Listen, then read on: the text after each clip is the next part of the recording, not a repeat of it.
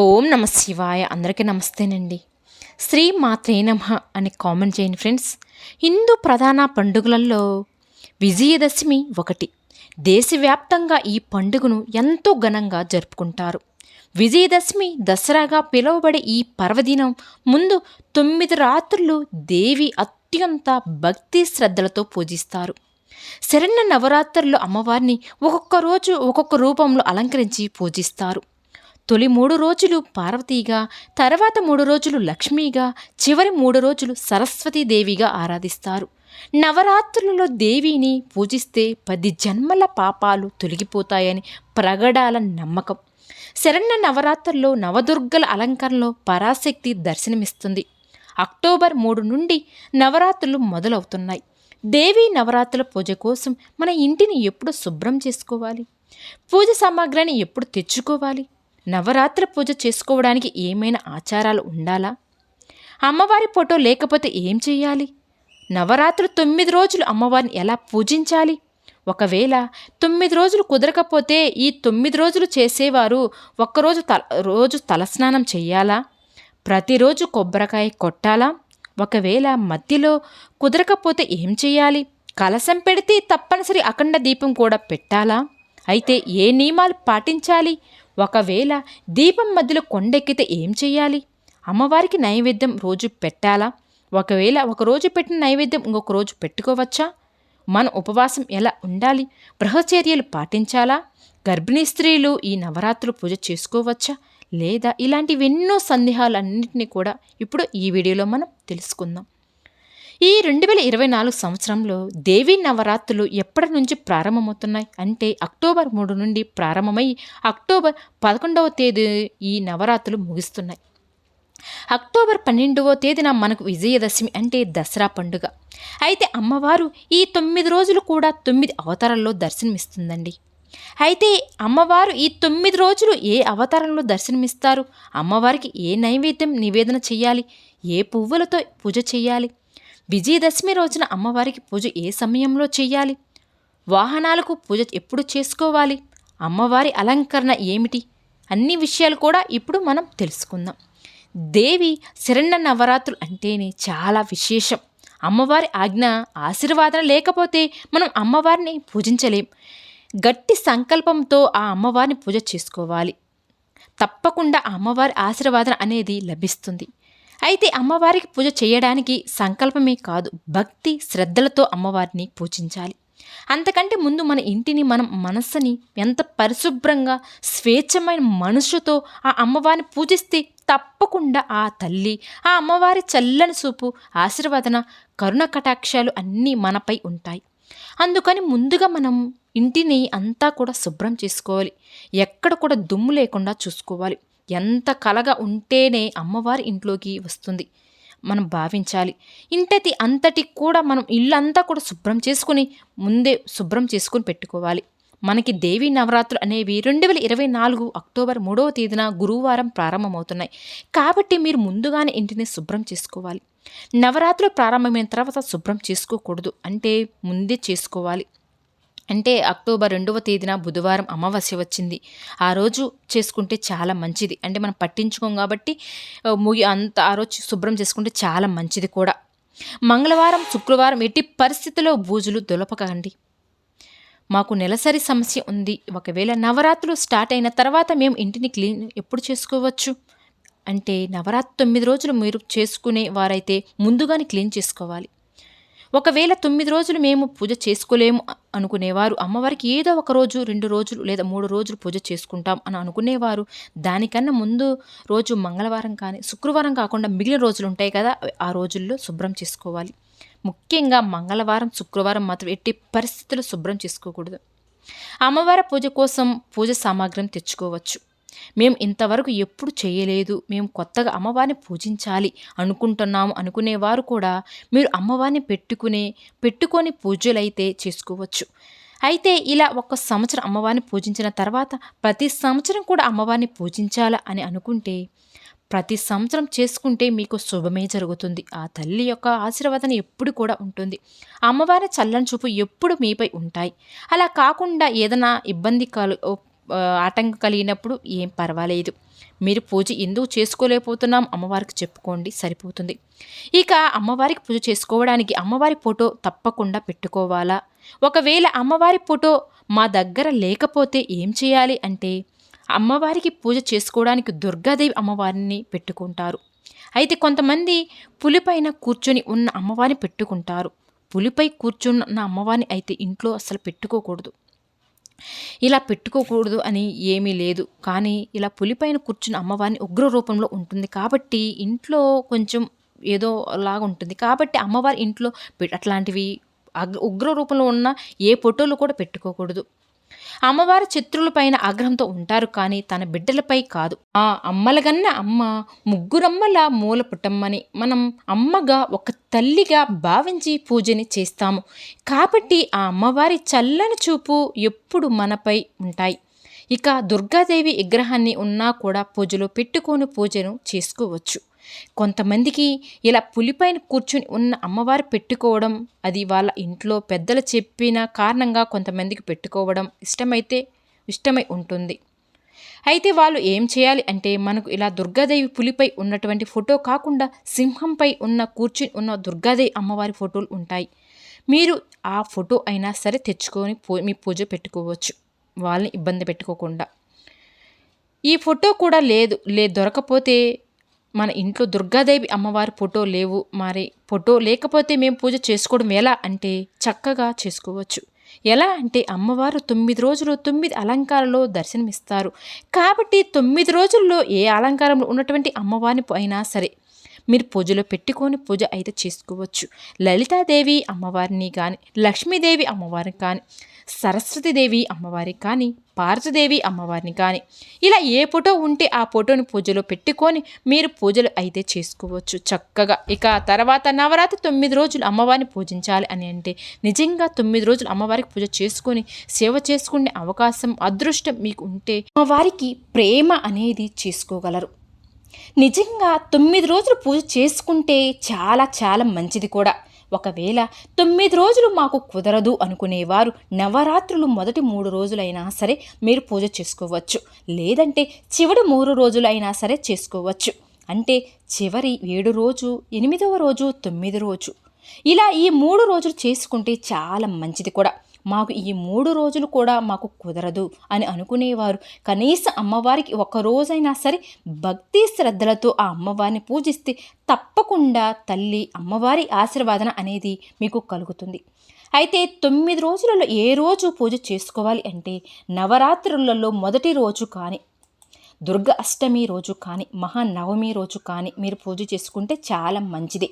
మాకు ఈ నవరాత్రుల్లో ఏ రోజు కూడా పూజ చేసుకోవడానికి కుదరదు అనుకునేవారు కనీసం ఒక రోజైనా సరే నిండు మనసుతో అమ్మవారికి పూజ చేసుకోండి. లేదంటే ఆ అమ్మవారి ఆలయానికి వెళ్ళినా సరే పూజ చేసుకొని ఆ అమ్మని దర్శించుకోండి. అమ్మవారికి పూజ చేసుకోవడానికి కలశం అలాగే అఖండ దీపం తప్పనిసరిగా పెట్టాలి అంటే అది మన వీలును బట్టి, తప్పనిసరి అయితే ఏమీ లేదు. మీకు ఆనవాతిగా ఉంటేనే, అంటే కలశం దగ్గర దీపం పెట్టుకుని అమ్మవారికి పూజ చేసుకోవచ్చు. మనకు అలవాటు ఉంటేనే అమ్మవారికి కలశం అఖండ దీపం అంటే 2 పెట్టకపోయినా సరే అమ్మవారికి పూజ చేసుకోవచ్చు. ఖచ్చితంగా పెట్టాలి అనేది అయితే రూల్ అయితే ఏమీ లేదు. ఒకవేళ మనం మనసులో చెడు ఆలోచన చేసినా కానీ ఇలాంటివి ఏమీ కూడా చేయకూడదు. 9వ రోజు మనం పూజ చేసుకో రోజులు కాబట్టి ఈ 9 రోజులు ఒక దీక్షగా మనం తీసుకొని అమ్మవారి పైన ధ్యాస ఉంచి పూజ అయితే చేయవలసి ఉంటుంది. అలా చేసుకుంటే అనుకునేవారు మాత్రం పెట్టుకోండి, అంటే కలశం. అలా మేము అంత నియమ నిష్టలతో చేయలేం అనుకునేవారు ఆ 2 లేకపోయినా సరే అమ్మవారి ఫోటో పెట్టుకొని మీరు పూజ చేసుకుంటే సరిపోతుంది. మన పూజలో పెట్టిన అఖండ దీపం మధ్యలో కొండెక్కితే ఏదైనా అశుభమా, కొండెక్కిన తర్వాత ఏం చేయాలి అని అనుకుంటే ఒక రకంగా చెప్పాలి అంటే అఖండ దీపం కొండెక్కితే మనకు అపారాధనగా భావిస్తాం. అందుకని అఖండ దీపం ఎప్పుడు ఎక్కడ పెట్టాలి, కొండెక్కకుండా చూసుకుంటేనే చాలా మంచిది. ఒకవేళ ఏదైనా కారణం చేత కానీ ఏదైనా గాలి వాల కానీ అఖండ దీపం కొండెక్కితే ఆ అమ్మవారికి క్షమాపణ చెప్పుకొని ప్రతిమలో ఉన్న ఒత్తిని తీసేసి మళ్ళా కొత్తగా ఒత్తును వేసి కొద్దిగా నూనె పోసి అదే దీపాన్ని అక్కడ దీపం వెలిగించాలి.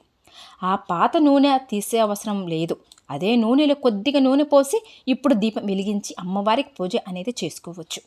ఇక ఎలాంటి తప్పు జరగకుండా చూసుకుంటాము అని ఆ తల్లిని అమ్మవారికి చెప్పుకొని మీరు పూజ అయితే చేసుకోవచ్చు.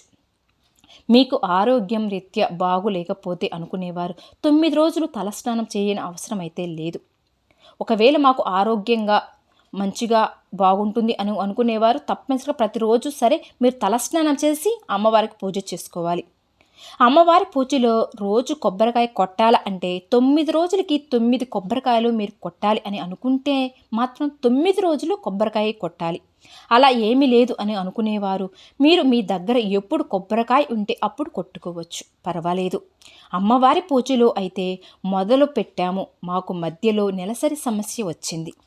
అయితే మేము ఏం చేయాలి అంటే మీరు అమ్మవారి పీఠం దగ్గర కానీ పూజ దగ్గర కానీ అంటే చుట్టుపక్కలకు రాకుండా ఉండాలి.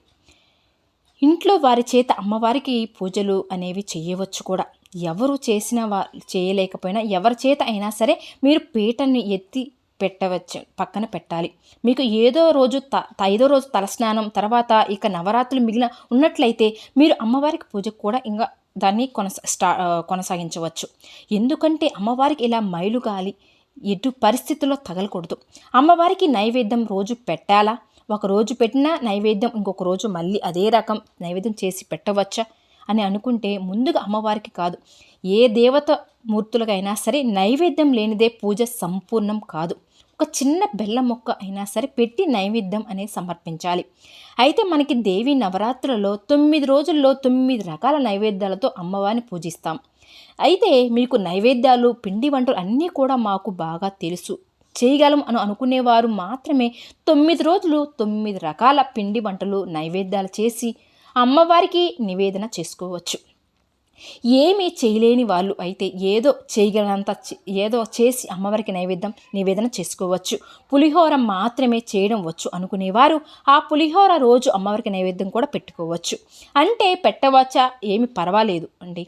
అమ్మవారికి ఆడంబరాలు లేకుండా ఉన్నతో మన కష్టపడకుండా ఇబ్బంది పడుతూ చేయని అవసరం అయితే లేదు.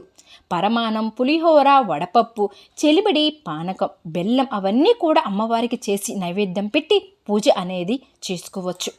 అమ్మవారికి పూజ చేస్తే కనుక 9 రోజులు ఉపవాసం ఉండాలి అంటే మీరు అమ్మవారికి 9 రోజులు పూజ చేసుకుంటాము అని అనుకునేవారు ఆ 9 రోజులు ఉపవాసం ఉంటామని సంకల్పం తీసుకున్నవారు ఆ 9 రోజులు ఉపవాసం ఉండి అమ్మవారిని పూజించుకోవాలి. పైగా ఉపవాసంతో అమ్మవారిని పూజిస్తే చాలా మంచిది కూడా. ఉదయం నుండి సాయంత్రం వరకు ఉపవాసం ఉండి సాయంత్రం భోజనం చేయవచ్చు. మధ్యలో మీరు మంచినీళ్ళు ఏవైనా మజ్జిగ కానీ కొబ్బరి నీళ్ళు కానీ కూడా తాగవచ్చు కూడా, ఏమి పర్వాలేదు. అలా ఉండలేము అని అనుకునేవారు వారైతే కనీసం అమ్మవారికి ఉదయం వేళలో పూజ చేసుకుంటారు కదా, ఆ పూజ అయ్యేంత వరకైనా సరే ఏమి తినకుండా పూజ చేసుకున్నా సరిపోతుంది. ఉపవాసం ఉంటేనే అమ్మవారికి పూజ చేసుకోవాలి అనేది అయితే ఏమీ లేదు. మన పరిస్థితిని బట్టి మనం నిష్ఠగా మన తగిన వరకు చేసుకోవచ్చు. కొంతమందికి ఆరోగ్యం పరంగా ఇబ్బంది పడుతూ ఉంటారు కాబట్టి కదా, అలాంటి వారు ఉపవాసం లేకపోయినా సరే అమ్మవారికి పూజ అనేది చేసుకోవచ్చు. నవరాత్రి పూజ చేసుకునేవారు భార్యాభర్తల బ్రహ్మచర్యను పాటించాలి. అంటే మీరు అమ్మవారికి పీఠం చేసి అమ్మవారి 9 రోజులు ఆ పూజ చేసుకుంటాం కదా, దీక్షతో పూజ చేసుకుంటామని సంకల్పం తీసుకున్నా సరే మీరు తప్పనిసరిగా బ్రహ్మచర్య అనేది పాటించాలి. బ్రహ్మచర్య అంటే పెళ్ళైన భార్యాభర్తలు ఎట్టి పరిస్థితుల్లో కలవకూడదు, మంచం పైన పడుకోకూడదు కూడా. ఈ 9 రోజులు అస్సలు చేయకూడదు, నేలపైన పడుకోవాలి. దీక్ష చేయలేని వారు కూడా పాటించాలి. అంటే మీరు అవసరం లేదు, నిత్య పూజలాగానే అమ్మవారి పూజలు అనేవి చేసుకుంటారు. కానీ మాంసాహారం లాంటివి ఏమీ కూడా తినకుండా ఉంటే సరిపోతుంది. నవరాత్రి పూజించిన గర్భిణీ స్త్రీలు చేయవచ్చా అంటే 6వ నెల వచ్చేంత వరకు చేసుకోవచ్చు. 6వ నెల ముగిస్తే మాత్రం ఎట్టి పరిస్థితుల్లో వాళ్ళు చేయకూడదు.